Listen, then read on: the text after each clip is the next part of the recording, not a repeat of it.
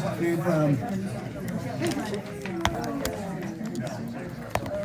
by whom? I don't know. You said Jackie, did you hear? Yes.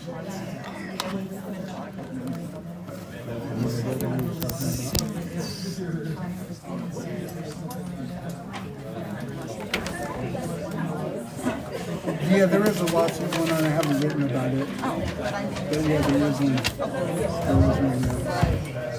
I was just wondering. I'm just one guy. Why everywhere was not omnipresent. Stop. Well, no, it's just interesting. Yeah, politics are interesting these days. Politics are interesting these days. Oh, let's not talk about it. Trump's the guy. This is how I look.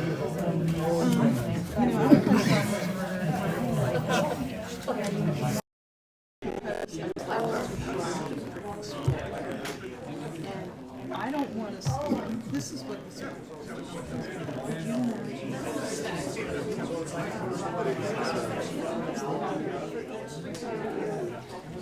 I've got to just leave it at that because. I know it. It's like, No, I mean, charging you for your shit. because like even How much are they you said charging for chicken coops? and so and that's what. Yeah, one of my daughters believes in the flat earth. Yeah, well, you know what? I need to talk to her. This is the public works. Public works. It should be. Yes. You want me to go ask Heidi real quick? Yeah, if it's a public works guest, I don't see, or COS. I don't know nothing. I can't. I help it. know. I'm not trying to avoid it. No, you're good. Thank you, though.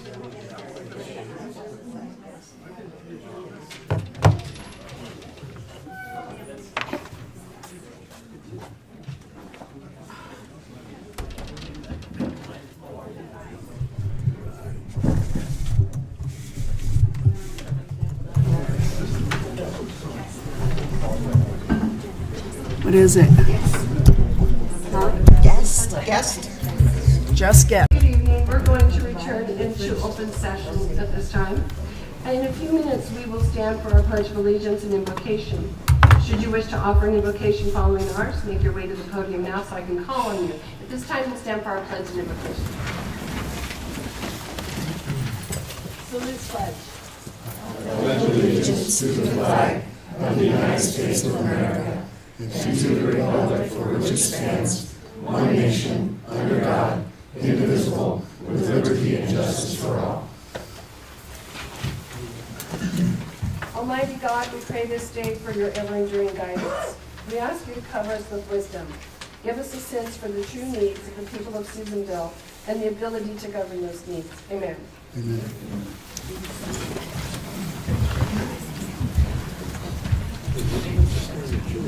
Mr. Newton, are there any changes to the agenda this evening? Yes, Madam Mayor, thank you.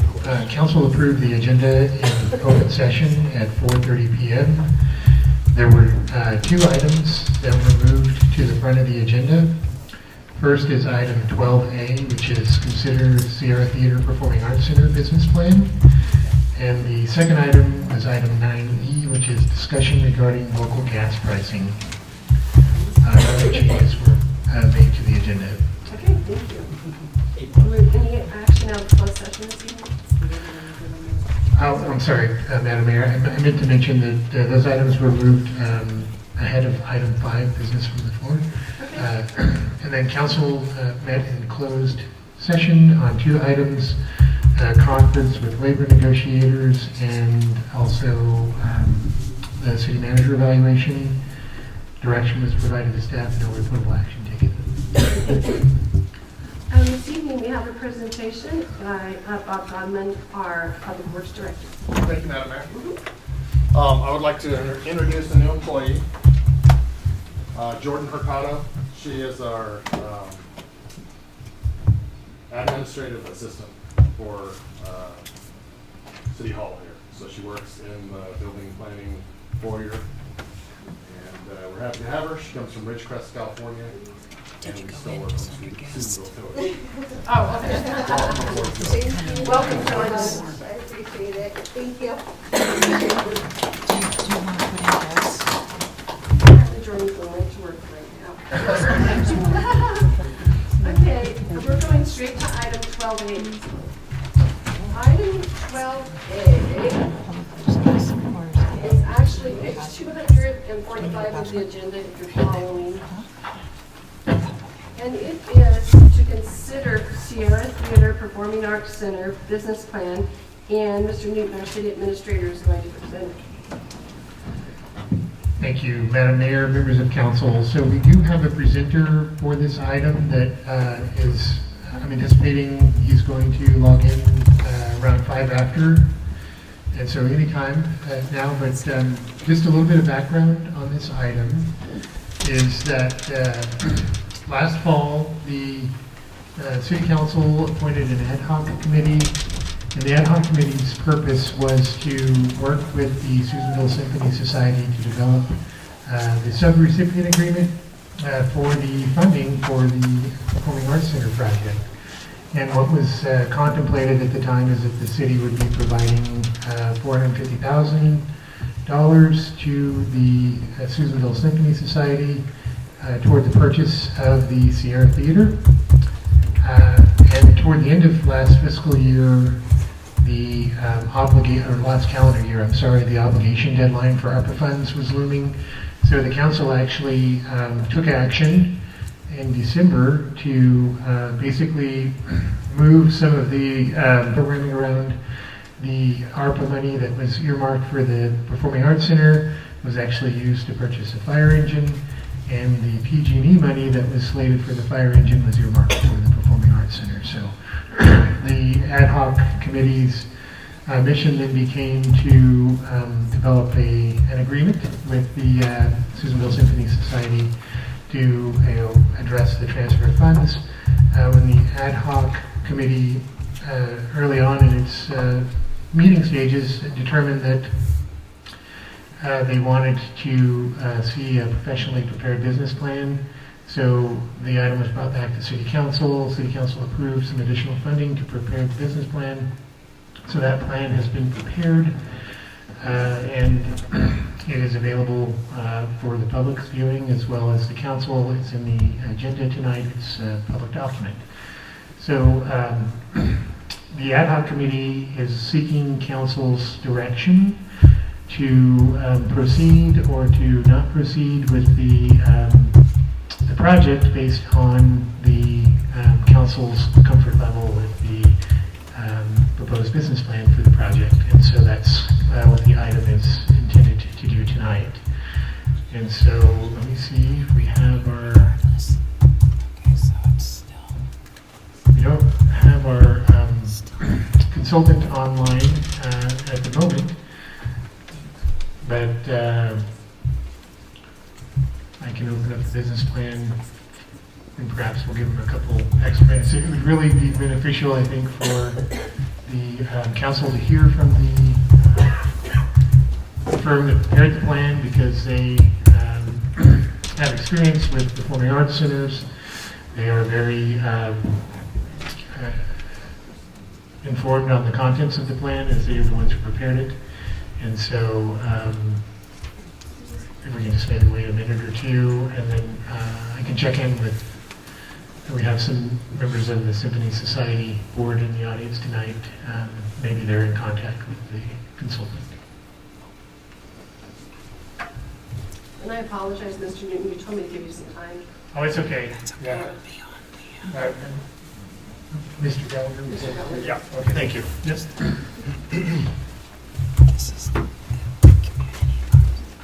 Madam Mayor, council members, Chris Gallagher, I'm the Vice President of the Symphony Board, here with Maestro Ben Wade. And since we're waiting for Charlie to get on the Zoom call here, I went back over the business plan and kind of wrote down some items that I thought were important for you all to hear, maybe for the community as well. This plan, what the plan is to have the symphony lead in this endeavor. And I think that's important to point out. I think there was some confusion in the last couple of days about that, and it's the intention of the symphony to lead this plan.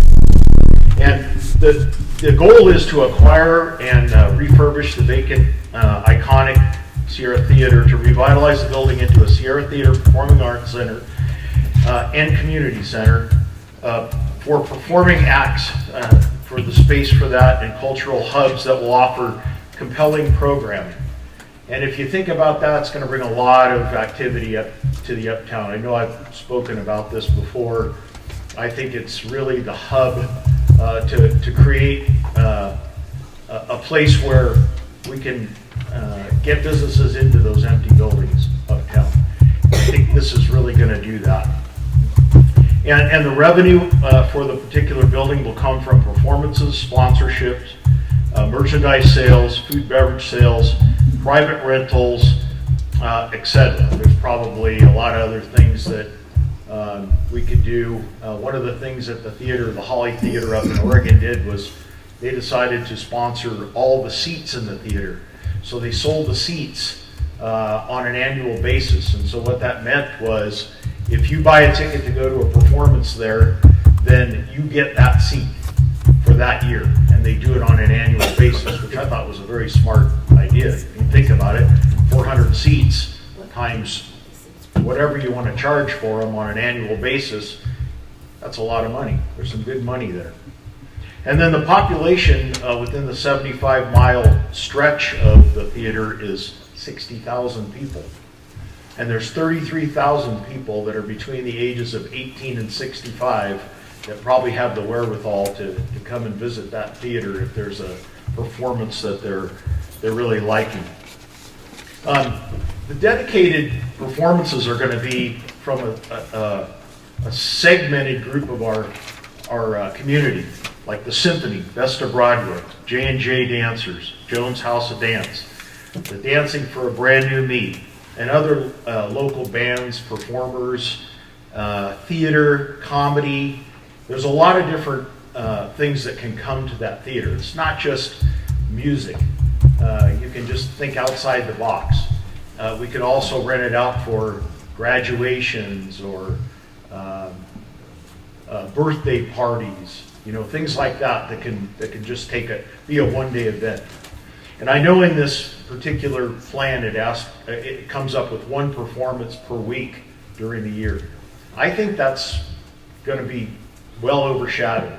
I think we'll have a lot more than that. If you think about the Best of Broadway by itself, it goes for 2.5 weeks, and I think they have 8 performances. Is that right? And so just think, in that 2.5-week period, there's 8 performances that occur. And I think Dancing for a Brand New Me has 2. Yeah. Make sure I have all these right. So anyway, there's other things that are going to fill in that gap. So on average, it'll be 1. If we have a snowstorm that doesn't allow anybody to show up for a couple of weeks, it's going to be made up by other performances that will happen. The other thing is we're going to, as suggested in here, we're going to join the League of Historic Theaters. And that's going to really keep us in touch with what other historic theaters are doing and give us updates on things that we could do, money we could try to get through grants and that type of thing. The features of that particular theater and what we can do to bring the acts here is there's 400 seats in that theater. And I think the consultant called for us having at least 150 people at each performance. Well, if you think about, I talked to Carla Dollar the other day, and if you think about Best of Broadway, we've had performances that every performance was filled. And so that's 250, 300 or more people. And we probably could have sold more tickets, but there was no room. So that gives Best of Broadway an opportunity to have more than the 300 or whatever they've been seating in the last several years. Food and beverage concessions. We plan to look into getting a alcohol license. If you go to Many of these theaters, they make a lot of their money through the sale of food and beverages, including alcohol. I think I told you this the last time. I went to the Improv in San Jose, and I'm not sure what the ticket cost was, but I sure know what the beverage and food cost was. For 4 people, it was over $200 that I spent just on food and beverage for 4 people. So if you think about that kind of income that can potentially come as a result of other sales, it's fantastic. We plan on improving the lounges and the restroom facilities, expanding the stage, getting places for people to change in between scenes in different performances. Some venue lighting and make it kind of interesting in the inside, because I know that really attracts people to those venues. A good sound system is really important. We need to have a good sound system in that facility. A good website. You know, people search the web a lot for entertainment, and if you don't have a good website, you don't have online ticket sales, you don't have those kind of things, you're probably not going to be getting people to come to your facility. There's plenty of parking. People go, well, where are you going to park? Well, there's lots of parking uptown. I don't think that's going to be an issue, and even if it's not just on the main street, the side streets contain quite a bit of parking as well. I think the one great point is that this facility has heating and air conditioning. If you think about the Vets Hall, I've been in many performances at Best of Broadway during their March performances, and you know we can get pretty hot weather during that time. And I remember times when it was almost unbearably hot in that place, and we were having to open all the doors and whatnot. Well, this will have a good environment in there for people to sit and perform as well. That's why he had ventilation in there as well. So the financial part of this is the initial purchase is $400,000. We've also earmarked $50,000 for engineering and for the sound consultation to try to get that up and running. And partnering with Best of Broadway in this deal, you know, they already have a lot of equipment between sound and lighting and that thing, so it makes sense for us to partner with them because they bring a lot to the table. If you look at the theater in Reading, Cascade Theater received a $750,000 grant from the McConnell Foundation when they were doing their restoration. So we're going to be looking for those kind of grants as well so that we can improve it. There's a lot of talk about rental prices. I think that's going to really depend upon who's coming, how popular they are.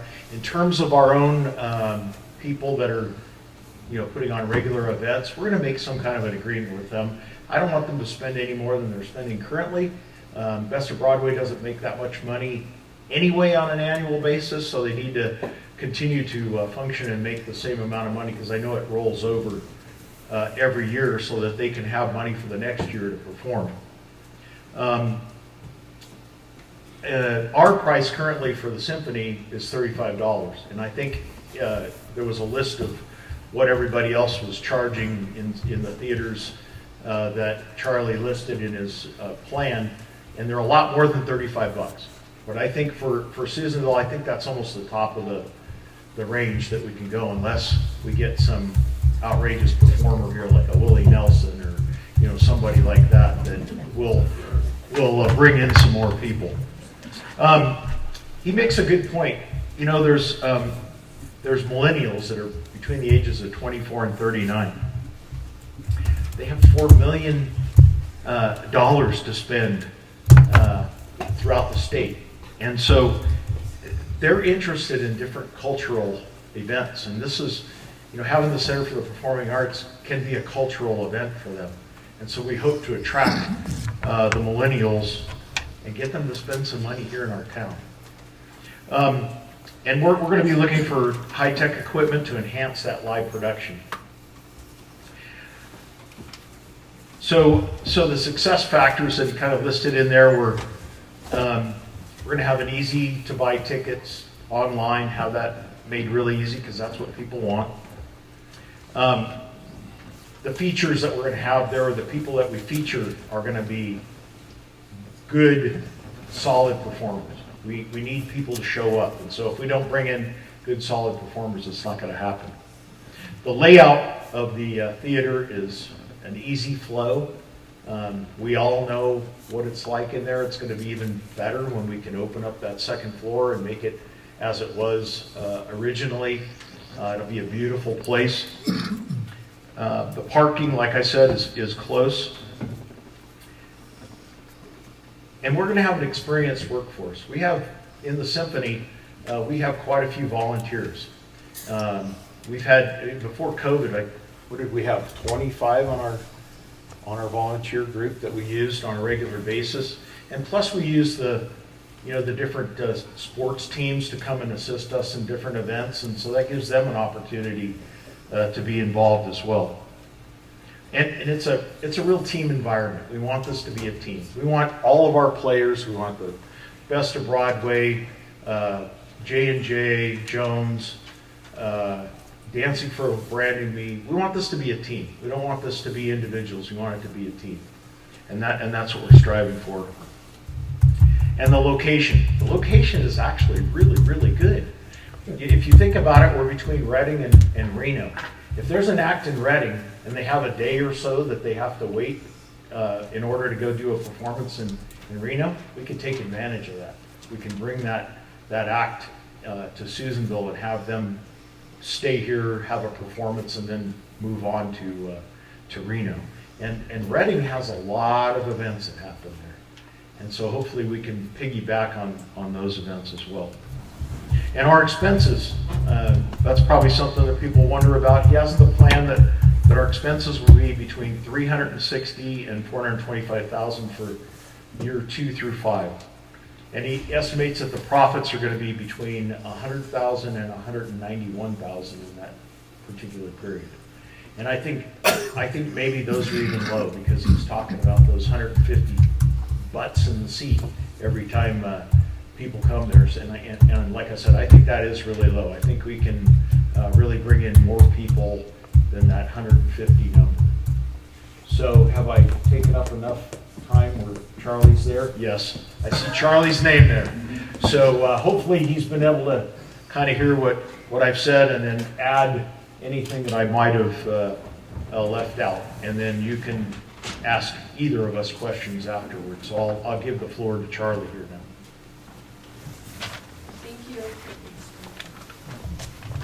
Charlie, this is Dan. Can you hear me?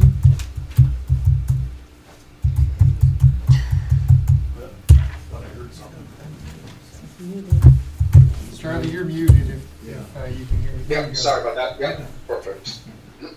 Thanks so much. I think that was maybe Chris speaking. It was, correct, yep. Yeah, thanks so much for recapping. You did a great job. The salient points. Yeah, so the current plan as it's viewed was a result of the last edit, which was basically to really take a look at what the sort of worst case scenario would be. So we really pared it down to say one event per week, and pared down the number of participants at 150. Obviously, for a number of those events that you have every year, from either the Symphony or the Best of Broadway, the numbers are much greater in terms of their number of participants. Plus, with this theater, I think you'd be, because there's so many more seats, you may be able to even expand the number of people who attend in a more comfortable setting. So even to say, for example, in the Symphony you had over 200 people, maybe you'll fill the place up with 300 people, or maybe the Best of Broadway. Chris, you were saying earlier that they may be hemmed in terms of the number, their revenue every year, but maybe they can expand their revenue because they can attract more people because there's more seats, and because you control the space, they can have more events every year. So right now, oftentimes I would think that you're hemmed in by the number of events you have is because you don't have a dedicated space. With dedicated space, you can actually potentially have more events. And you can attract more people that may not have put on events to put on events. the other thing I think is really important is that because the theater is located downtown, it could draw a lot of people into the city. And so we have more people coming into the city. We have potentially coffee shops opening and other type of stores opening. So it can really add to it can help revitalize the downtown and make it more of a destination versus not. So I think there's a great opportunity. When I initially spoke with Ray, I personally was very excited, thinking that this sounds like a really great project in terms of the opportunity to the community.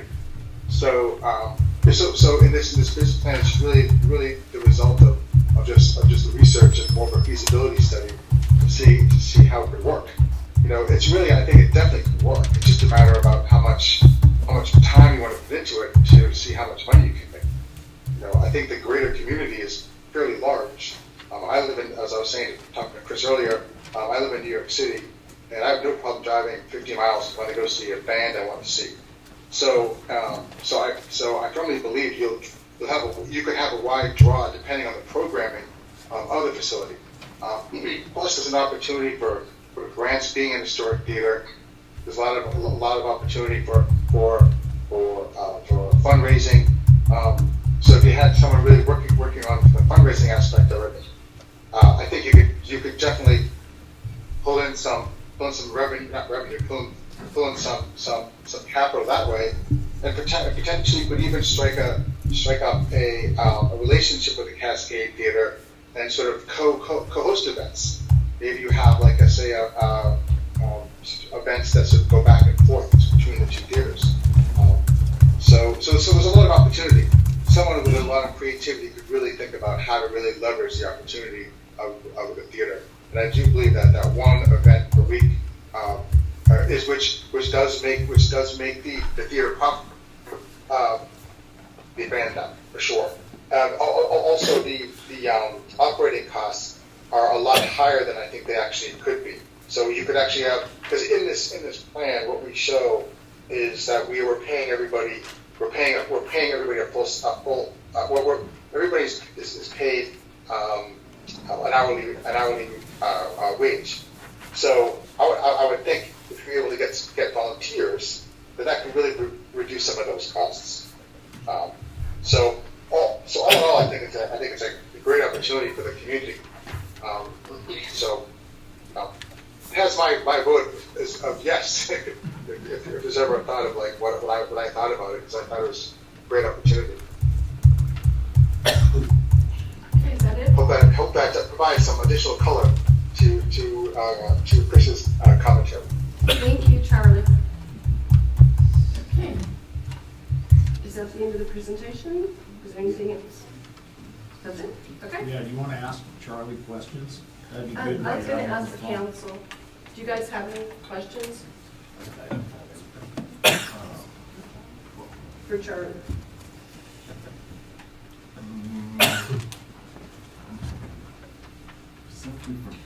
I can make one last comment.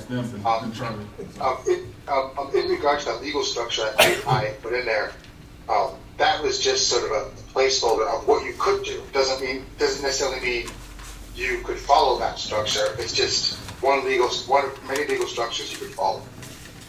It's one that I would sort of recommend, but it's up to the board as to decide how you would structure that. But that was just it's not meant as thinking like this is exactly what we should do. It's just a recommendation and just a placeholder. Okay, thank you. Council, do you have clarifying questions for Mr. For Mr. Gallagher? Mr. Wade? We're clarifying questions. Oh. Do you have any? Yes. Yeah, need somebody.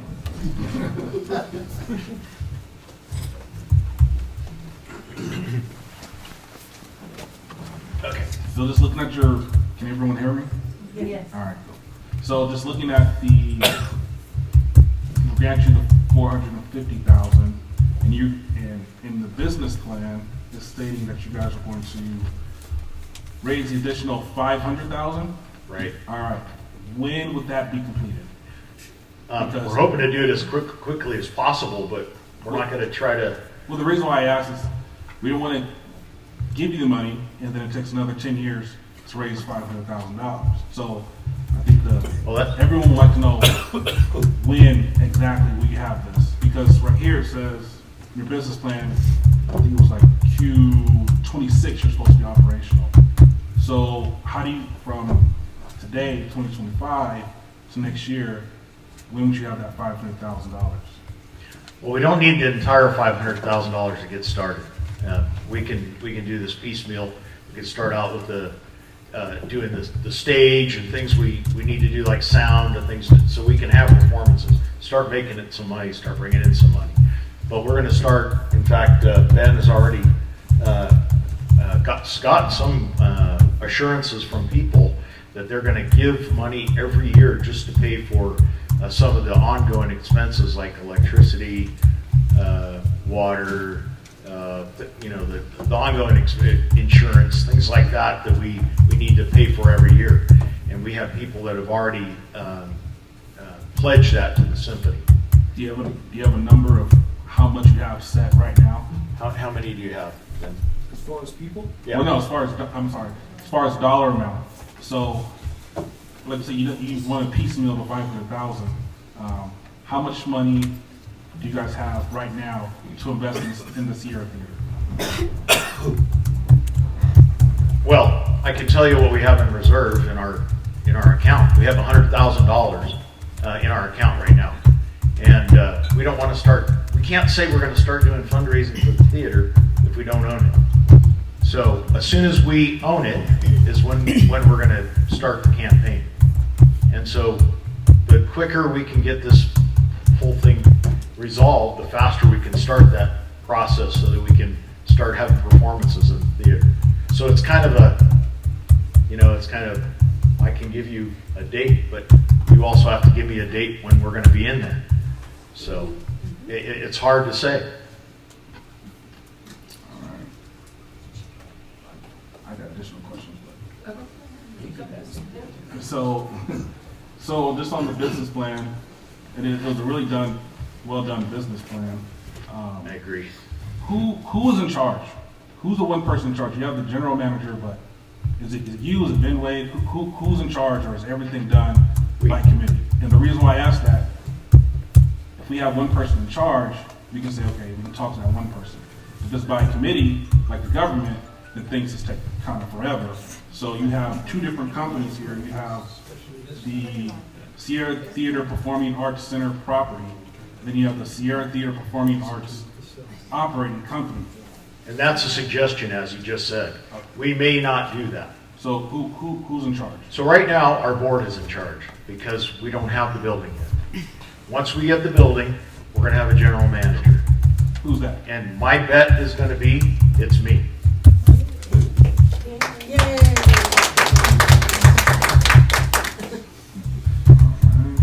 I'm retired. I can do those things now. For now. I don't want to grill you like Congress or nothing. But, I just want these questions answered.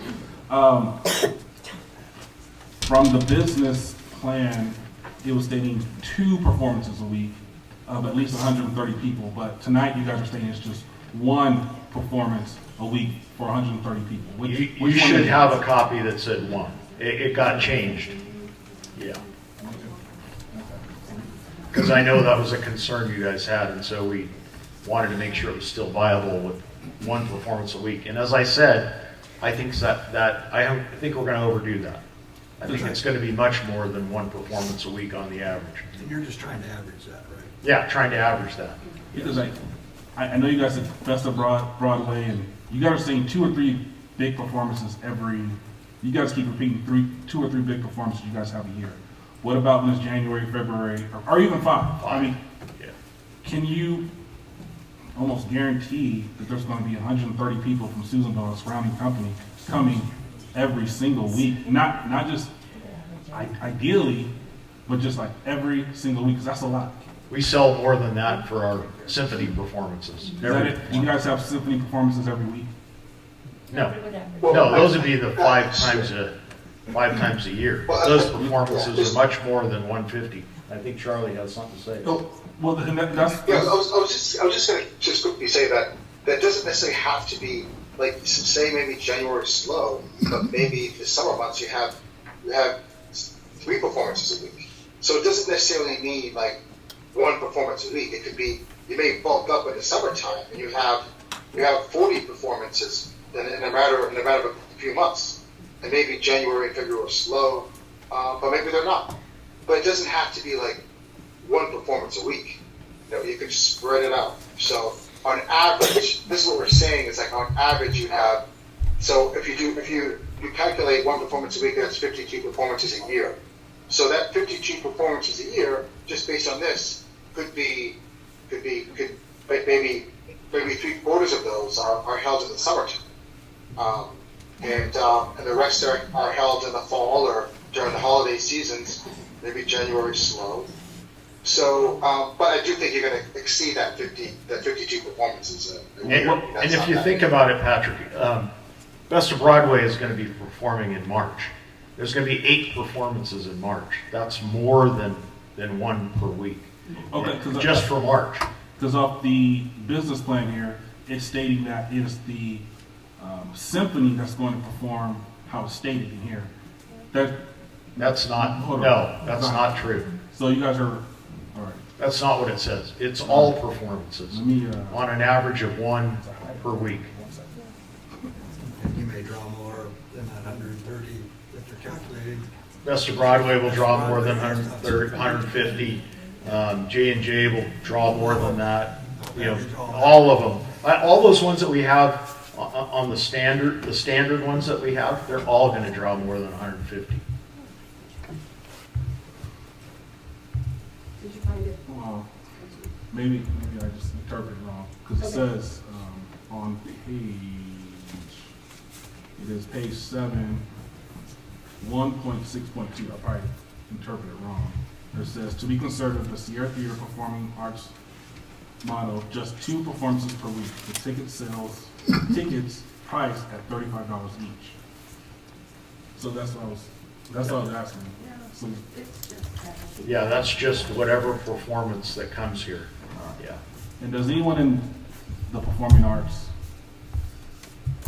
does anyone have experience of booking these type of events every single week? I know some people that do that, yes. Will they be on the board or? Pardon me? Will they be on the board? Like where? We could use them as a consultant.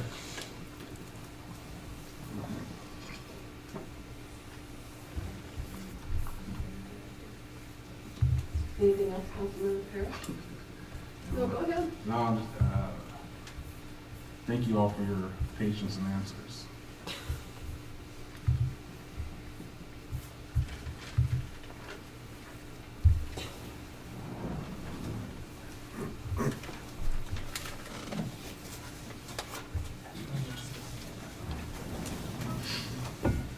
I think that was pretty much, That's all the clarifying questions. that's all clarifying. Okay, anyone else? How do you like being on this side of the dice? I like it. I like it. I just have one that's in my head. Okay. Because they're included in a lot of other population numbers.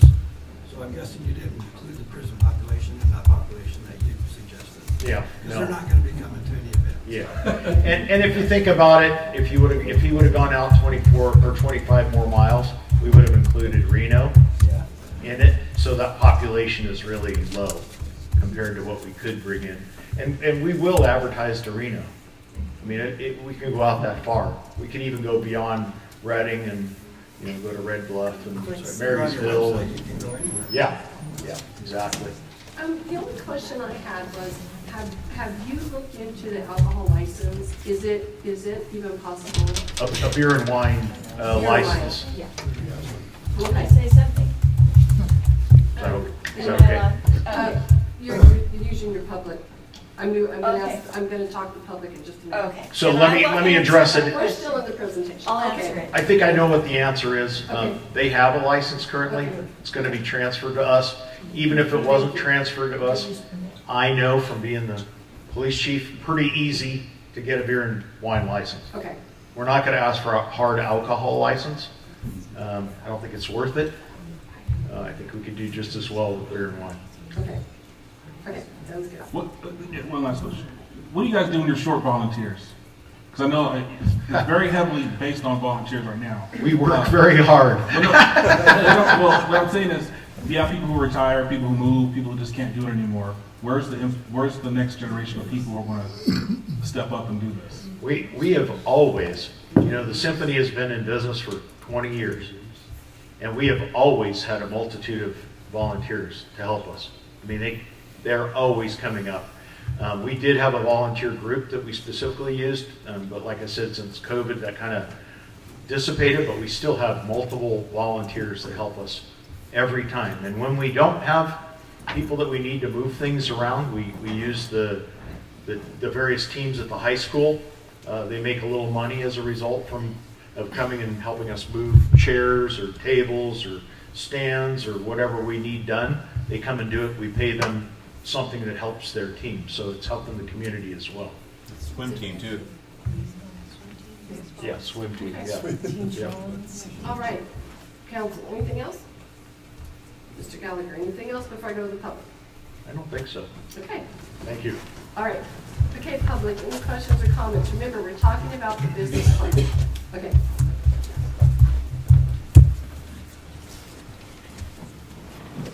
Good evening, Madam Mayor, council members. I've known Chris Gallagher to be a person of credibility for a lot of years, informally when he was police chief, but during the times that Susanville was trying to make sure we had a successful natural gas plant going, and I think if Chris is involved, it's going to be very helpful. But I think what else is going to be helpful to Chris's group is if when they walk out of the theater, they're not standing there looking at the St. Francis. Yes, yes. Okay? Yes. If these guys are going to put an investment in our community, and we got a person doing economic development, you guys need to quit goofing around. I know you have a million legal excuses why you haven't moved, but that theater is a billboard against Susanville. Yep. We're paying money to put billboards up to promote Susanville. I wasn't a big fan of the whole theater concept in the beginning, but if somebody around here is willing to believe in you guys need to believe in yourself and get off your duff and get that thing knocked down like they did at the old Western Auto Store. Yeah, I am agitated because I love this community. I've been looking for another place to move to because of what you haven't done. But if Chris is willing to stand behind it, I believe in it. And I think you ought to give it a shot, because we don't have any other shots, folks. As long as that St. Francis is standing there as a billboard that says, go back and take the turn to Alturas. It's just ridiculous. Thank you. Very good. Thank you. Carolyn Smith, Sierra Theater and Uptown Cinemas, hopefully just Uptown Cinemas. I have to say, in order to get a beer and wine license in the city of Susanville, you have to first go to the Planning Commission and apply for a use permit. The use permit stays with the property. Once you get the use permit, then you apply for your beer and wine license with the ABC. We had a use permit and a beer and wine license at the Sierra. I applied for a use permit at the Uptown and then with ABC. So as it is right now, the Sierra Theater already has a use permit. It stays with the property. So they just have to take proof of that use permit to the ABC and apply for the beer and wine license. At the time that I did that for the Uptown Cinemas, I called ABC and I said, should I be concerned that there would be too many licenses in the census area, because they go by census area? And I was told, no, that's not a problem. It's fine to go ahead and proceed, and I did. So there won't have a problem with that. Also, I had already volunteered all my services I possibly can to Chris, as far as, stocking the concession stand, contacting all the vendors, signing up with accounts with Coca-Cola, USA, And I will do everything that I possibly can to help them. You know, I've been doing this for 52 years. I think that I will, I'll help them any way that I can. Yeah. And I think they'll do a fine job. Yeah. I have no doubt. Thank you.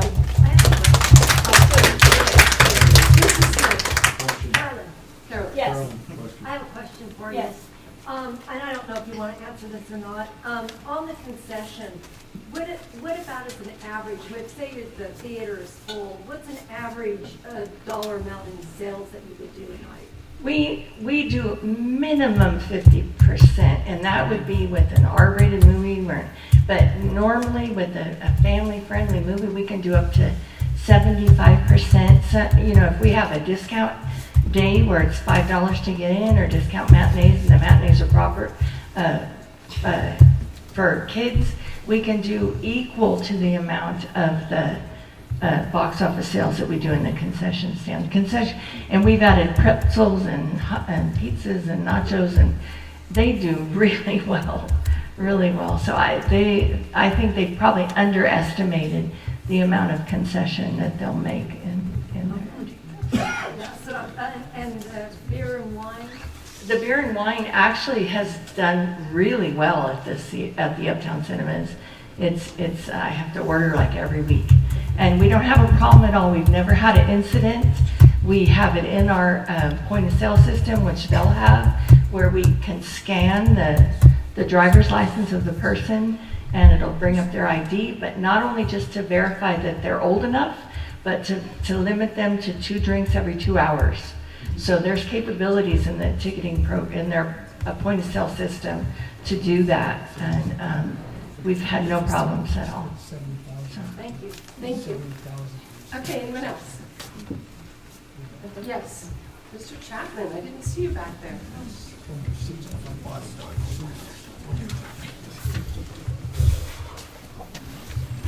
Jim Chapman, Susanville, and I've avoided this room for at least a dozen years. And I've debated whether or not I wanted to be here tonight, but this is an important issue for our community. And if you're worried about money as it relates to the business plan, which I've read and have studied in over 50 years of being involved in local government, I think it's the best business plan I've seen ever presented to a public body. So, I mean, there are obviously some things that could be improved on it, but you do that by learning. But if you're worried about money, okay, coming in, having been part of the Rotary Club, and we had the beer concessions at the fair last summer, Saturday night headliner show, and for an hour and a half I sat with Tony Shaw and some of the other Rotarians selling tickets, and I was basically accepting the money. I've never seen so many $20 bills and $50 bills shoved in my direction, stacks. About every 10 minutes I was taking a stack of 20 and 50s and putting them in the cash bag. So anybody who thinks there's no money in Susanville to support anything of this nature need to go down, and I would never believed it unless I experienced it. So I can give you firsthand testimony to that effect. So to me, I think the business plan is solid. There's plenty of money out there. Now, my own personal experience, my father moved here in our family back in 1958. He was the first full-time art instructor in our local schools at the time. He worked for the high school and the college. They were combined in 1970. He went full-time with the college and had a 48-year career teaching art. And he was involved in the art community, which included all the arts, and performing arts, music, you name it. And it was his goal back in the 60s and 70s to see a performing arts center come to Susanville. And I have to say, I mean, it was probably one of his biggest disappointments in life. He passed away 18 years ago. So to me, seeing the opportunity for something like this to come to Susanville would fulfill something that I know that my dad would be very proud of. And the people he worked with across the board, there's a large coalition of folks that exist in our community that are committed to it. They don't play golf, they don't fly airplanes, they don't go to the swimming pool necessarily, but they're also part of the community. And the community needs to serve all those needs, not just those who can be here and there. But from my own personal experience, this last year I've been to the Performing Arts Center in the Umpqua Community College in Roseburg, in Luxembourg for graduations. We go to we're season ticket holders to the Pioneer Center in Reno, and we've been for the last 5 years going to numerous shows there. There's dozens of people I know here in Susanville that travel that direction.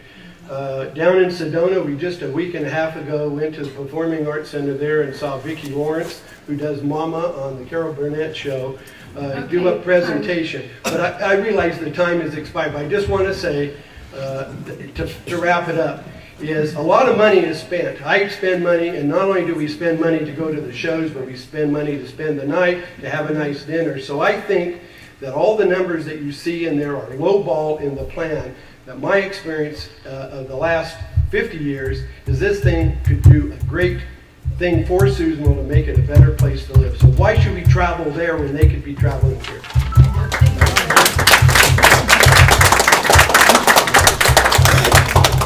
Mr. Chapman looks a little different than his picture on the wall. Anyone else? Yes, thank you. Name and address, I'm supposed Thank to you, ask. Madam Mayor. I'm Teresa Phillips. I live in Jamesville, but I work in Susanville, and I've been here my whole adult life. And I just want to address the volunteer question. We are a community of volunteers. I look at this audience right now, and I have volunteered for many different events with all of these people. I have previously been with the Chamber of Commerce, the Lassen County Arts Council. My first job in Susanville was the manager of the Salvation Army thrift store, and it was on Cottage Street with Judy Ernaga. So I raised my kids to volunteer. They're raising their children to volunteer. We're deeply rooted in volunteerism in this community. So I don't think that worrying about, are we going to have volunteers? We will have volunteers. And I just want to tell you guys, if you need me, I'm yours. Like, put me to use, honestly. Chris and I go way back. We've done a lot of things. But please don't let that be a stumbling block. The volunteers will come. This is something this community desperately needs, and I appreciate your time, and thank you so much. Thank you.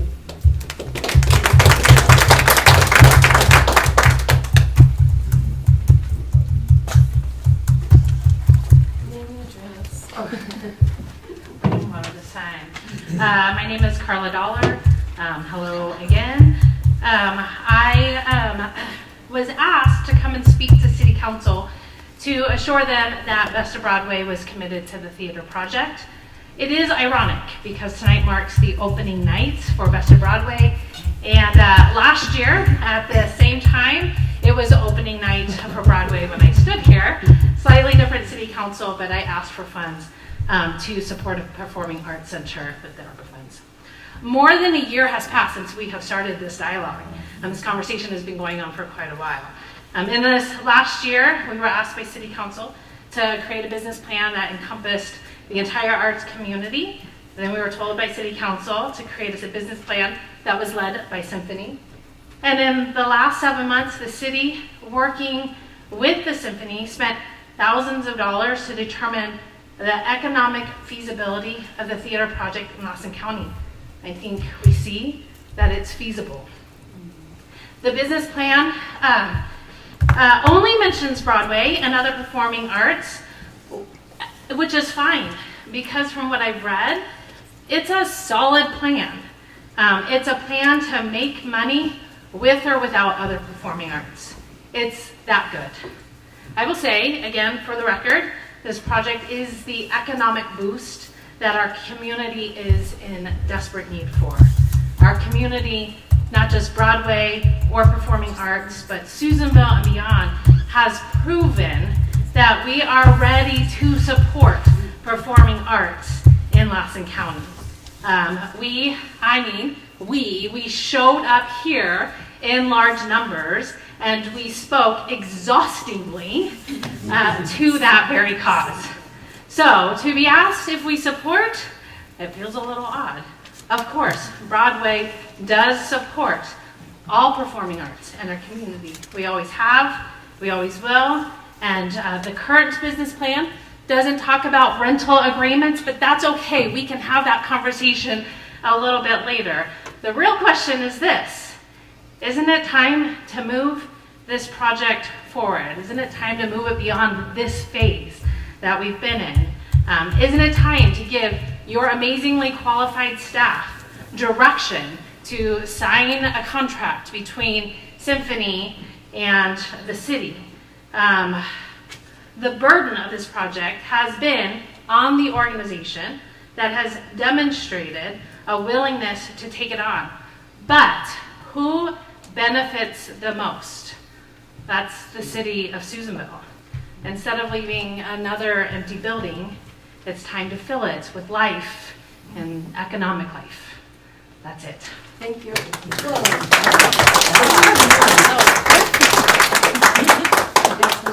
3 minutes. Good job.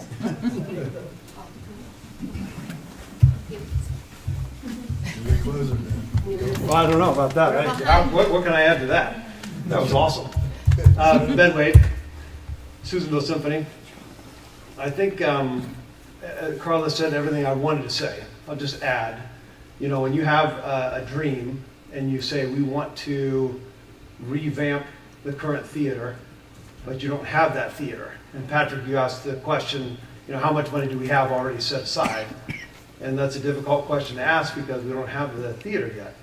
When you have a architectural rendering of what it's going to look like, when you start telling people the city has given us the money to purchase this theater, you will get incredible momentum, incredible steam. The one thing that I really believed in when I moved back here the second time, this is going to sound silly, I was living in a penthouse in Beverly Hills, I had a great agent, and I was doing movies, and way after Survivor, and I chose to come back to this community.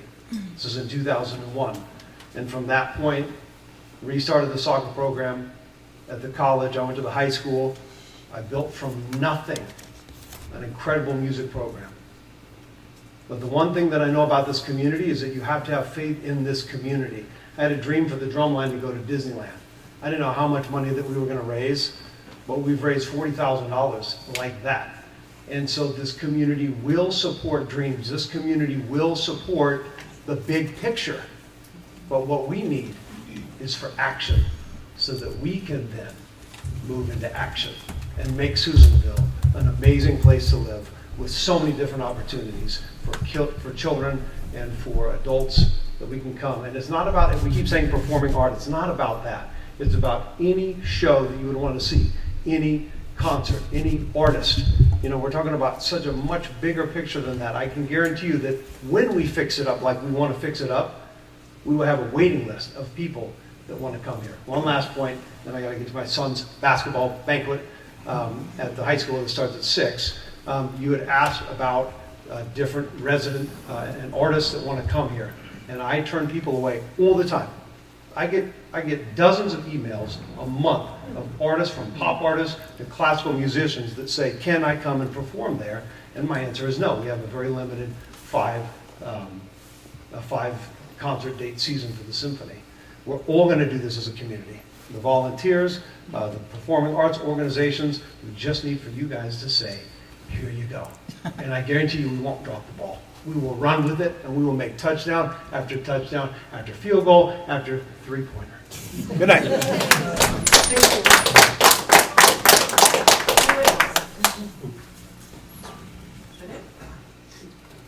Can I wrap it up? Yes, please. Presentation is being wrapped. I just want to say that I don't know how much you all know about what Ray White was doing to make this thing happen. Ray White just sunk all his extra time into making it happen. He was working probably 3 hours every day before he started work on this particular project. He worked with Charlie extensively. He worked with Dan and his staff quite a bit.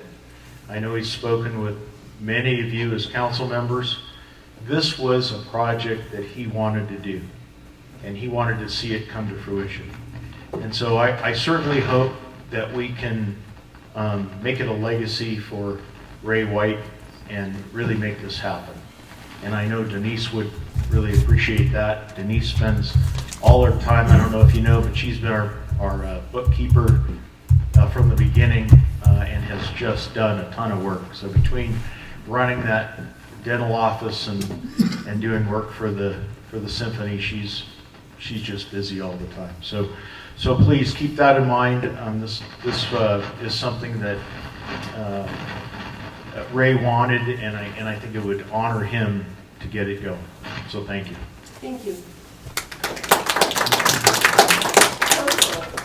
It's up to us for discussion now. Anything? Who wants to start? I got quite a few things to let you guys know. The only thing I was going to do is thank Councilmember Miller and Councilmember Parrish. They were our ad hoc committee on this project. And a lot of you may not know what it entails to be on an ad hoc, but it means a lot of meetings and a lot of their time. And so I wanted to thank you guys for that time that you gave to this project. Okay. All right, You're ready. I got a question for, just so everyone out in the open would know the information. I got a question, this is for Dan. We give them the money for the theater, they buy it. If something goes wrong, they can't complete the theater, what happens to the theater? Does it go back to the city? Do they keep it? What happens?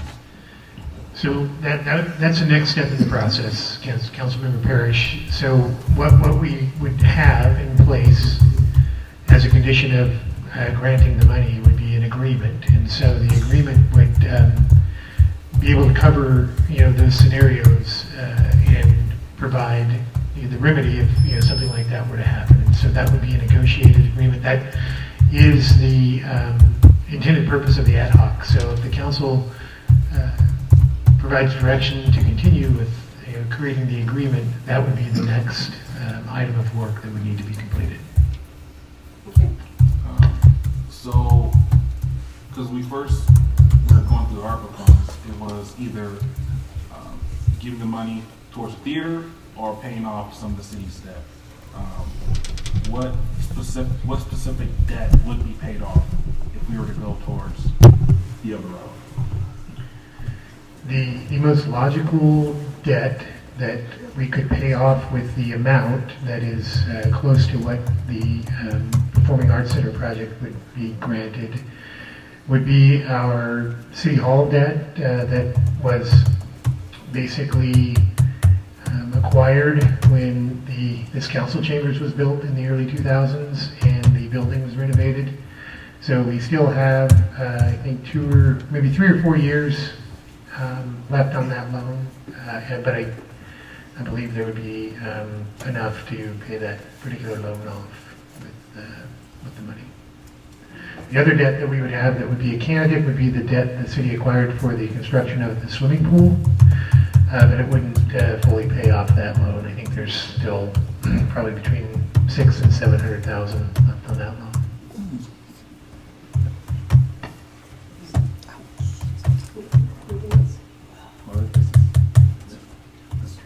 I guess some of my looking at the business plan, I really want it to work. I really do. I just think it would be really good. First thing that pops to my mind is, like I said before, because this is such a good plan. Why was there no private equity or someone? I don't know. Someone taking out their own money to say, here's the $500,000, or a bank, or a credit union, or something. Would this business plan be accepted at Golden One, some other financial institution in town? And one thing that Mr. Wade said is, once they have the money, the building money, then they can get the other money. Well, I don't know many businesses or deals that work that way, that says, give me your money, then I'll make money. Usually you have money first. You have your portion, then the other person will have their portion.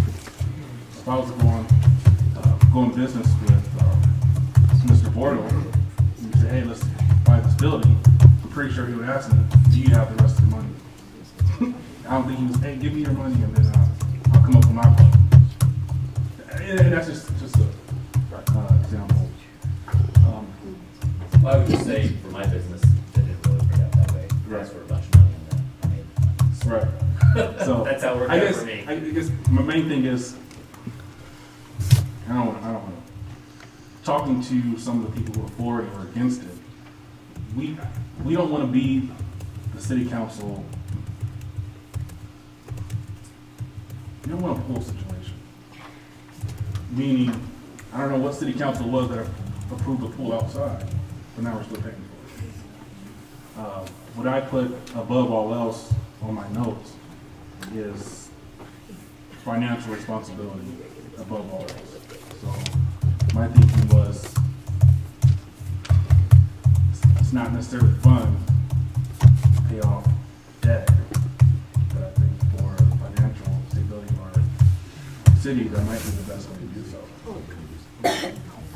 That's just my, Well, I want it to work. yeah, I guess this is my perspective.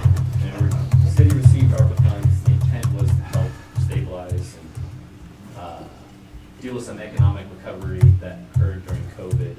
We had a litany of items that came before council that were projects throughout the community, and we kind of slow rolled them and kicked the can and asked them to go get the witch's broom and then the, you know, Empire's Emerald and then all these other items. And we did the same thing with the symphony, with the theater project, and that we asked them to go get the witch's broom and bring it back to us, which was this business plan. They did that, and they provided one that looks like it's a pretty soluble business plan.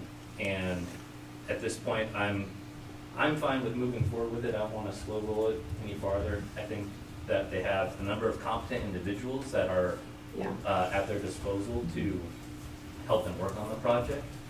And I would be in favor of moving forward with developing the agreement between the city and the symphony for moving the project forward.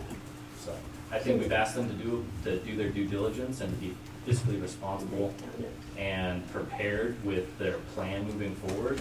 They've done that, and I don't want to keep shifting and moving the goalpost for them and just asking for more when they're meeting the objectives that we put in front of them. So that's my opinion. So just to clarify, it is not out of ARPA funds? This Right. is out of the Right. Eugenia, so, okay. Okay, that was it. Yes, I did. I understand where you're coming from, but we've actually met on the ad hoc committee for months now, and I am very impressed with the plan. The business plan is good. I went back and forth on this. I've talked with people who are for it and people who are against it. I talked after Dr. White passed. It was kind of like, how is this going to pull off? We investigated all aspects. We asked the questions, and Chris came in and Kent Holmes came in, and we talked with them about the dedication that they had. It's great to have Best of Broadway on board, but it was also a fear factor for us is you have one person that's saying this. There's no obligation that they'll walk away from paying whatever it is, $300 down at the Memorial Hall to rent what needs to be done up here. But after going back and forth, and I do believe if it came to a financial institution, I probably wouldn't loan on it. But the way this is working, and I do believe they're going to go after the grants.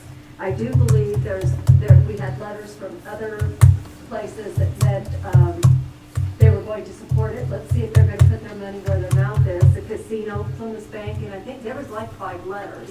So I hope you guys go after that also. And the grants, I believe that there are some $1 million grants out there that can be obtained. It's just, you got to get on it, and you got to see if you're going to get it to get this project started.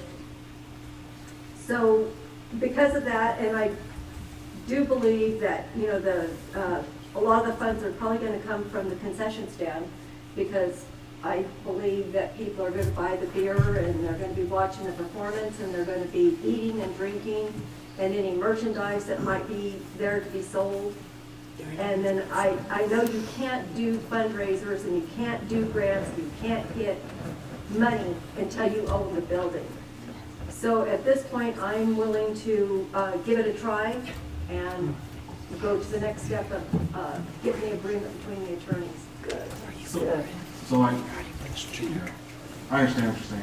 My thing is, I just did before Mr. Geller, he gave me the best answer he could, because the problem that I see is, once they have the building, once they have the money, but, okay, you get the building, when can you start breaking ground? When do you get the money? When is the fundraiser? Just basically, when do you have the money to start? Because they want to open up the Sierra Theater next year. So if it goes into 2027, can't get it done. 2028, can't get it done. What do we? Well, we're giving them 450, Right. 400 for the theater, and then 50,000 to start the engineer and get the sound and get those type of projects up and going. And then during that time, they will have to apply for the grants. They'll have to hit these other 5 institutions that said that they'd be willing to support them no matter what, and do fundraisers. And if that doesn't work? Well, then you That's what I'm saying. I know it's a gamble. I know it's, I guess there's a gamble. We all want this to work, but if it doesn't,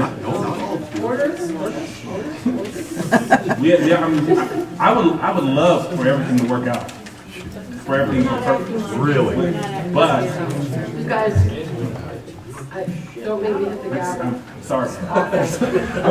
I'm sorry to be the financial Grinch, but we're going off unknowns where we have something else that's a guarantee. That's, I believe this will save us money. We'll pay off the loan 4 years sooner. And like I said, there's always, I guess, if council member Miller said she would not approve the loan. Yeah, but she's very conservative. Yeah. So are you. Put her on. Yeah, so am I. If the private sector wouldn't do it, okay, and well, I'm just thinking, why would we do so? Because we believe in the people.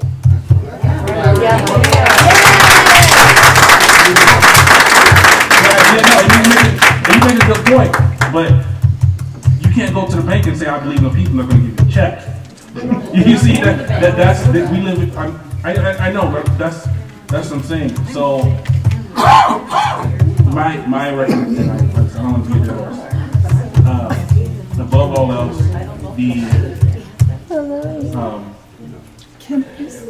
above all else, I believe financial responsibility is what's best. We get to pay off some of the city's debt. We get to save off interest. That money, that interest could go towards something else within the city, even possibly code enforcement, something. I appreciate that perspective. You know, it's like there's no guts, no glory. And if they are successful, they're going to generate revenue that's going to help us pay for their debts. I mean, that was like, you know, when I started my business, I was at a point in the Army where the benefits were starting to plateau, right? And I knew upon leaving I was going to have a lot more financial responsibility than what my retirement could cover. And so I was at a point where I could either decide to take a chance and open my own business, or I could just go the safe route and try to go with what would maybe eventually not provide me a whole lot of financial stability. And I think the community and the economic situation in Susanville is at a point where, you know, you got to take a couple shots, swing at a couple things, and this has been deliberated probably ad nauseum at this point, to where it's as safe as we could possibly make it on paper. It's time to give the people a chance to step up to the plate and take a couple swings.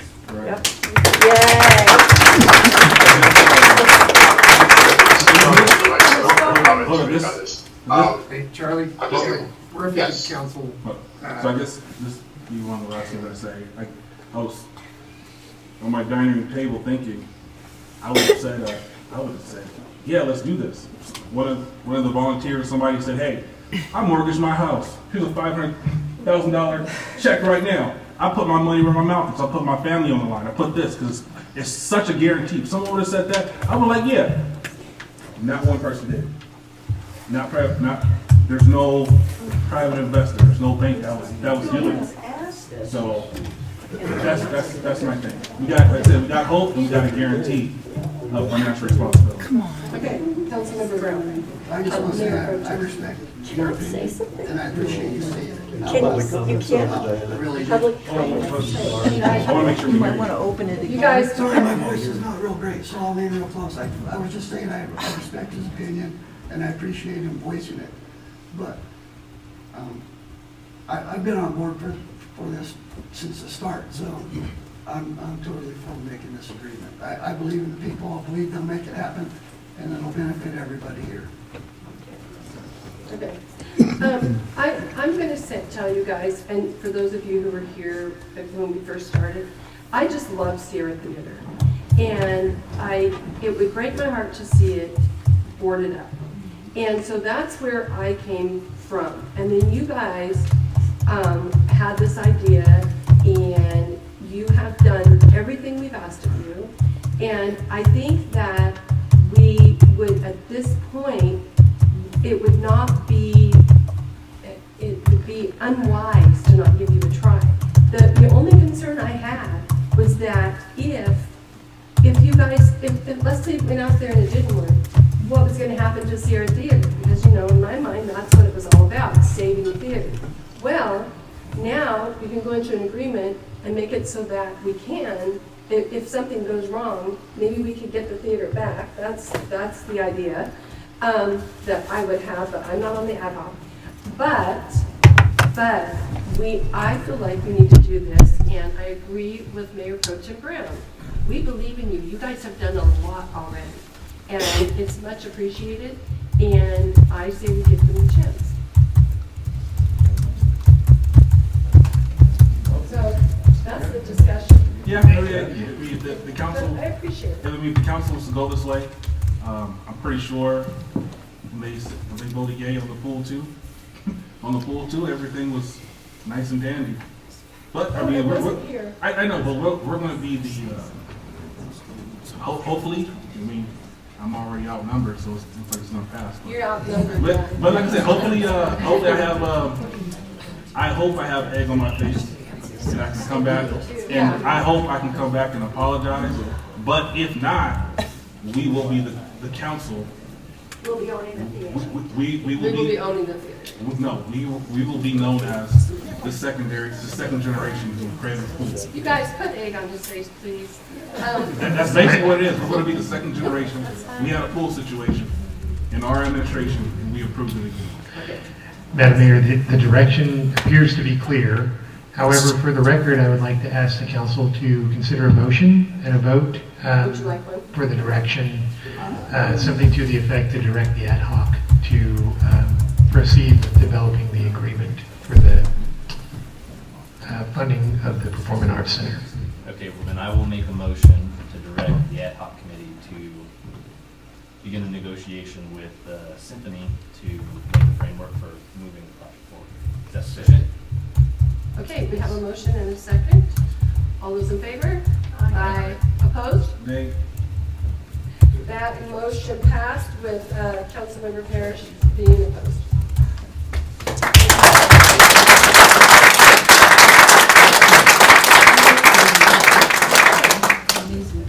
Okay, we're going to take a break in 15 minutes, by the way. I'll bring the egg. Okay, we're going to move on. You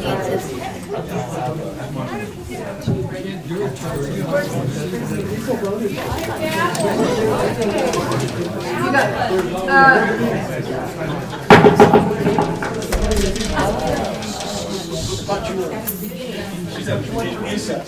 No. I'm going to right now. 15-minute break. I had to You just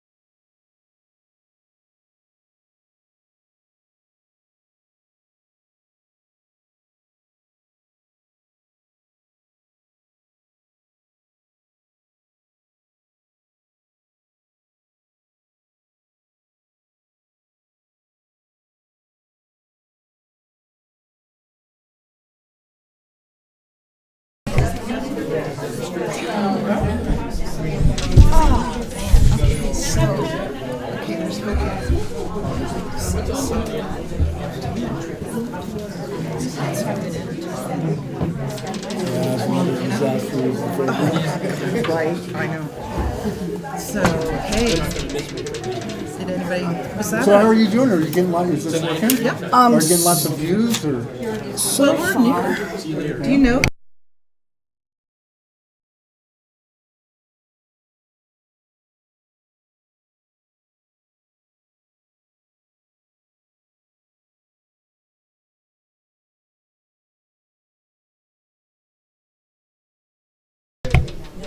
Wow.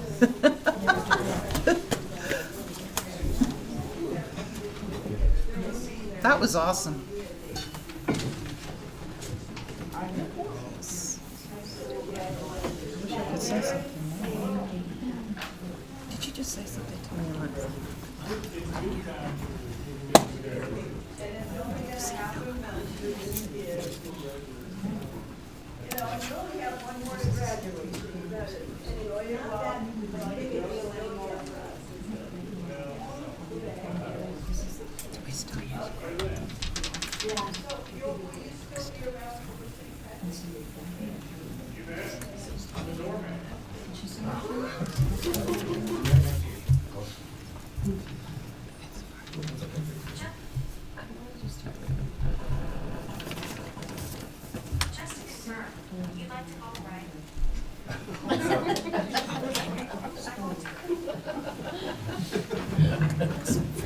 I didn't touch it, I swear. I think you guys are doing this a good thing. I know, we're really excited. We're really excited about it because it's unfiltered. I got enough to do without trying to fit in. Okay. City Clerk, we're going back in. Open session. Okay. We're going to item 9E now. Item 9E is a discussion regarding local gas prices, and Mr. Newton, our city manager, is going to present that. Thank you, Madam Mayor. It was at the February 5th meeting of the City Council that the council directed staff to bring back a discussion item regarding the prices of gasoline within our community. And so this is a discussion item with a potential direction to staff. Council, any questions for Mr. Newton regarding any? Yes, I have a question. This is something I've heard in the community, and just wanted to get some type of clarification. Is there now, or was there ever some type of gas agreement, gas price set agreement between the city and the casino that they could never go below 10 cents, 20 cents? Was there ever something like that?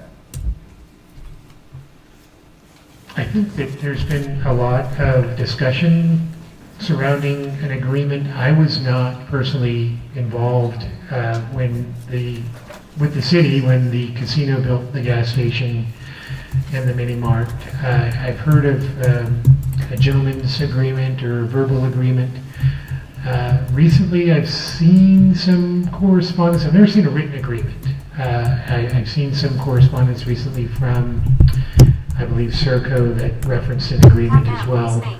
But to my knowledge, there's no written agreement. I've not seen a written agreement, but there may be something out there. I would say that if there was an agreement, it wouldn't necessarily be a binding agreement. To have it binding, the Rancheria would need to waive their sovereign immunity, and if they did that for an agreement, that would definitely be something that was of record. So I just think that's an important part of the discussion is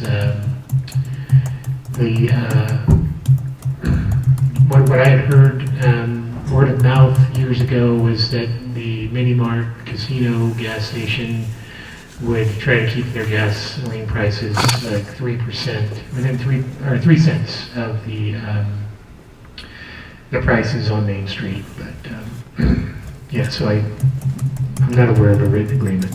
All right. And the reason why I asked this is just want to know if there was any type of price fixing, almost, in a sense, instead of having it be a free market. I was, and this is directed towards staff also, I was speaking to, we've got a gas station in town. The gas station owner or a representative stated that for some reason in Susanville it's just more expensive for him to make a profit. Well, I said, well, what about Chester and some other places that are cheaper? He said it's something about Susanville that just makes the prices more expensive. Do we have a special tax in Susanville that makes our gas prices more expensive than Chester's or anyone else? Or do we pass a tax? I just want to know why is it, I just want to know, is there something that the city has done that makes just Susanville more expensive than anywhere else? So we do have in Susanville, and I don't know, I mean, Chester wouldn't have it because they're not an incorporated city, right? So we have a business tax, so it's part of a business license, and it's an amount that represents, I think, 0.001% of gross sales, right? So it's, I don't know offhand what, the fuel stations are paying as far as that business tax goes, but it's generally not a very large amount. And then we also have our Measure P, which is an additional sales tax. And so that is an additional 1 cent or 1% on a dollar. So if it's gas is at $5 a gallon, that would result in an extra 5 cents per gallon, right? And so just to kind of give you an idea, the impact of that, we also have our normal sales tax, which is, what everybody pays, which is the 1%. So there is sales tax on gasoline. There's also, we have a local business tax. I think if we were to analyze the numbers, it wouldn't, those taxes wouldn't necessarily equate to the price differences that we're seeing from other communities that are 40, 50 cents, maybe sometimes even more, less expensive than, what we often see in town. Okay. Any other clarifying questions? No. Okay, public, any questions or comments on this topic? Yes. Maria Fergolia from Susanville. Maybe just a little thought to think about, since this is a discussion item, is I come from a family that's heavily involved in the trucking industry, and you may not think that it's that much of a difference, but essentially we're an island in Susanville for food and for gasoline and other products. So those 24 miles from Westwood to here might be the difference on why that cost is higher. Thank you. Anyone else? Okay, we're going to come back up for council discussion then. Council, any discussion on this? Yes. So driving through Main Street, a lot of people have said this, because I said it through my mind. I said, something's up. Most of the gas stations are the same price. It's like there's no competition. And sorry I forgot to ask this, maybe Tamara or Dan, how many gas station owners off the top of your head do we have in town? I keep hearing this one family, but they're all connected. And the reason I'm asking is because this is where I'm hearing feedback from the citizens. So is there like 4 families who own all the gas stations in town, or 5? Is there 6? Is there 1? Yeah, it's not necessarily easy to determine if a family is an owner. A lot of the gas stations are corporate, corporations, and so in order to probably obtain the information, we would need to research like who are the owners of the corporation, who are their who's their board, those types of things. So it's I've heard similar things. I can't definitively say without digging in and doing some of that research. And the reason why is because, like I said, people from the public come to me, they want to ask you. When I was driving down Southern California, I seen places out in the middle of nowhere. I mean, nowhere who had cheaper gas prices than us. So I get what Ms. Maria was stating, but I'm just thinking how are places out literally in the middle of nowhere, past Bishop, in the desert, cheaper than us? They're closer to the source. Like, I'm just thinking, and what I'm getting from some of the residents is our gas prices are higher. They're usually all the same. They're owned by different families. The casino can always undercut them by whatever they do, the casino does by 5, 10, 15 cents. I just wonder, even if it's symbolism, kind of like the county did, write some type of letter, be like, hey, somebody look into this. Because, just for something. Because what I don't want is people who own a business in our town, I have a lot of respect for them because they're putting their livelihood on the line. I don't like to go on Facebook and see a particular companies or companies, their name being dragged through the mud. I don't want the gas stations to be a villain in town.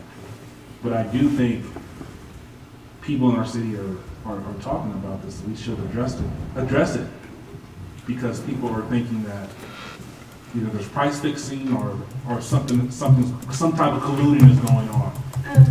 I might be able to educate you a little bit on that, okay? All of us. I was for 50 years, grew up in it, and so I know a little bit about it. I'm not saying I know a lot, because I didn't work there, I don't like to get dirty, so that never happened. But since gasoline's refined from crude oil, the largest component of gasoline prices is that cost. So crude oil fluctuates globally, you know that. So then next they have to refine that crude oil into gas.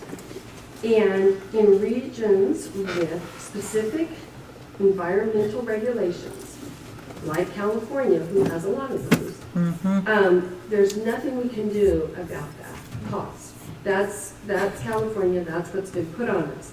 Now, in the olden days, like when my dad and uncle first bought the business, we could buy gas in Nevada, or he could buy gas in Nevada and bring it over. Okay? Okay. California, you can't do that anymore.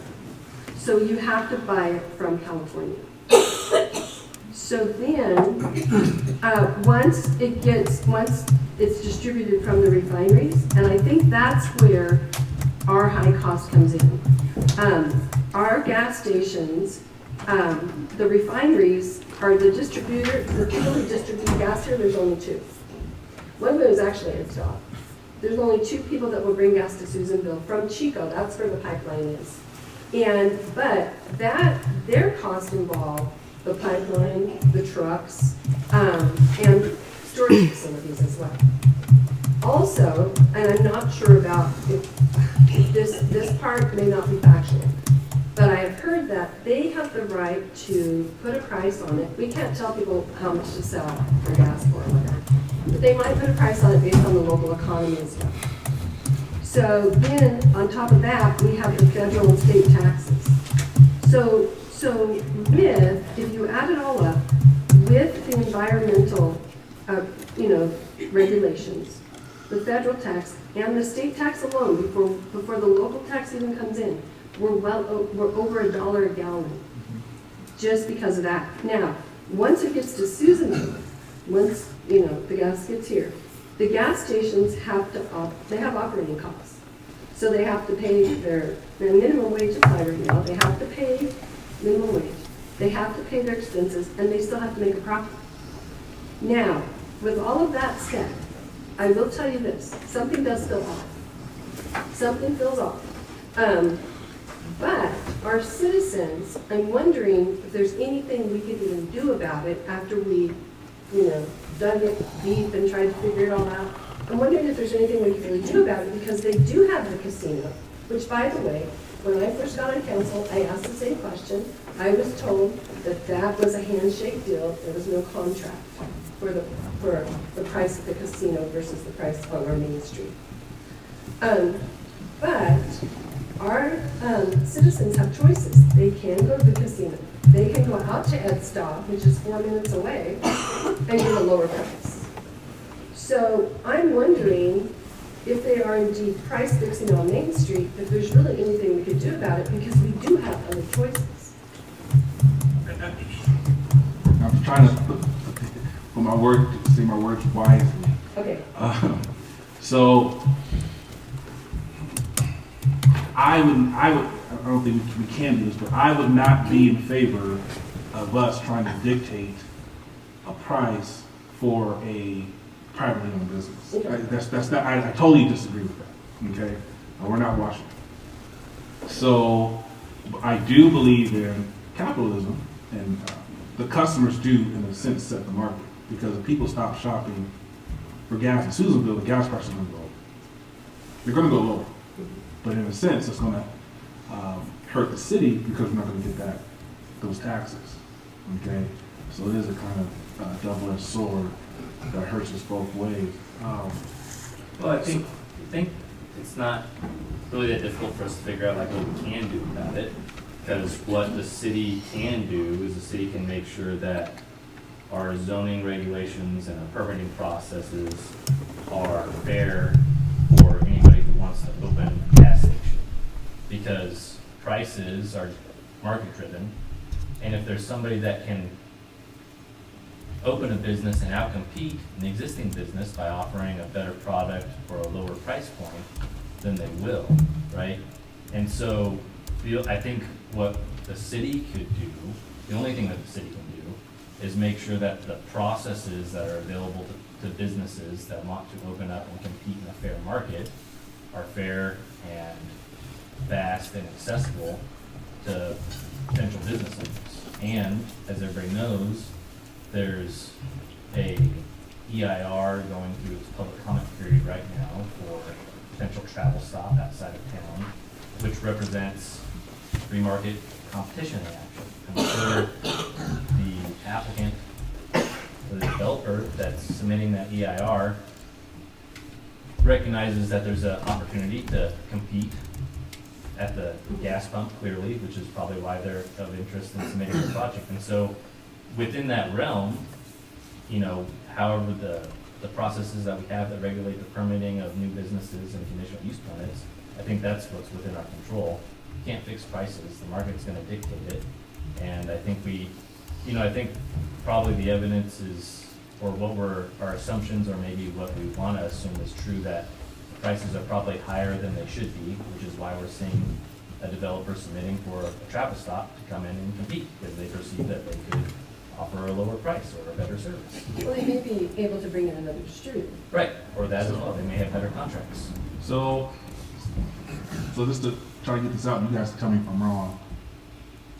Because like I said, we keep hearing this about, people keep asking us about the gas stations and the price.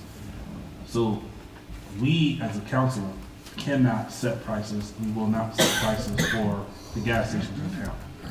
Ultimately, it comes back to people getting gas in Susanville. Like the mayor said, you can continue to buy gas in Susanville. You can look for other options, but it looks like people are pretty settled in buying gas for $4.67 instead of the $4.98 that seemed like it was forever. So I just wanted to tell the people, there's not much we can do, or we can, which I would like to do. I know it's this discussion, I'm not sure we can add direction. Do like the county did, even if it is symbolism. We all sign get Margaret to write us up a letter, send it to the state, like, look, you guys look into this. They blow us off, we did something. They say everything is fair and square, then we go from there. At least we do something. Something. I'm willing to sign my name. I'm not sure if I could do it as an individual council member. If the council doesn't want to do it, Margaret would have to tell me that. But I think something like that would help. Do you know if the county got any reaction to their letter? Yeah? I don't know. Okay. I don't know. I just know that they, like you said, people are buying it at that price. But I mean, there's a project out there that's gonna offer probably lower gas prices, you know, if they're able to complete it. Right. You know, like if there's somebody that's selling bagels for $5 and somebody opens a shop to sell them for $2, the best thing we can do is make sure that the process to get a business license to sell bagels is fair and accessible and easy, you know? the market's gonna dictate itself, they're gonna outcompete each other, and if a new developer comes in that can do it better than all these other gas stations, well, they're gonna have to either lower their price or find a new business. And That's I where get, we're gonna go. and you're totally right. It's just, I think that's, I'm not sure officially when that new stop is supposed to be completed and can start selling gas. I just, there's a part of our community that is low income. So I don't like going to a gas station and seeing someone only put in 3 gallons of gas because they can't necessarily afford it. So I am willing to, maybe I'll talk to Margaret another time. I'm willing to write some type of letter to the state, just to look into this, because something seems off, that almost every single gas station is the same and they have different owners. Something is off. And then when one lowers their gas prices by 5 cents, they all do it the same day. That's always been that. But yeah, but something is off. It's always been that way. Something is off, and I've noticed that just in Susanville, nowhere else. Oh, you have those. So there's something people might want to know about it. Most gas stations don't make money off their gas. Because you know there are certain blends, there's a winter blend and summer blend and all that. And it's so detailed, but you might pay, simple math, $1 a gallon. And then the guy down the street gets it cheaper because he needed a load when it was cheaper. He lowers his price. You're not going to sell yours unless you lower yours. So really, it's a crazy business to be in. You have to have a business on the side. That's why you see mini marts and That's where all that money comes. small guys and mechanics, and because it's a tough business. And so, I mean, you know. Is the county, or not, I'm sorry, the city, the council, are we willing to possibly do what the county did and write something to the state, or is it just kind of like, we just discussed it and we just move forward? I kind of just want to move forward. I don't think the county got a response. We can file complaints online, but I think we've sussed out as much information as we can. I mean, it's free market capitalism is kind of but what we're looking for, the best thing that we can do as a government entity that factors into that, like I said, is just make sure our processes are fair and not cumbersome to businesses as much as we can, you know, and that's kind of the city's role. But outside of making things that are, I think, mostly ceremonial, I mean, I think everybody who knows this council knows that we would, if there was some action we could take to make things more affordable or cheaper or better quality of life for the public, we would. You know, so I don't think that we have to send a letter and spend money on staff time to send a letter that's not going to accomplish much. I think the public knows how we feel about it. I think it's not strictly related to gas too. I think it's groceries, I think it's clothing, I think it's anything that's for sale in Susanville is more than anywhere else. It just kind of is what it is, and if we could do anything, yeah, we would have done that a long time ago, or, you know, but, yeah, I don't think a letter would accomplish anything. And if we do that, then we need to target all businesses, not just gas. I would like to find out if the county did hear anything. I don't know, who would we talk to over there to find out if anything did come back? At least we'd have that information. Yeah, I can reach out to their staff and see if they got a response. Certainly do that. Yeah, that would be good to know. Okay, so is that all the direction we want to give, is to reach out to the county? Okay. That's all. Okay, you got it. Okay, thank you. Okay, now we can move to business from the board. We're finally there. Let's start the meeting. Let's start the meeting. Business from the floor. Any person may address the council at this time upon any subject on the agenda or not on the agenda within the jurisdiction of the city council. However, comments on items on the agenda may be reserved until the item is discussed, and any matter not on the agenda that requires action will be referred to staff for a report and action at a subsequent meeting. Presentations are subject to 3 minutes. Would anybody like to speak at this time? Yes, sir. State your name and address, please.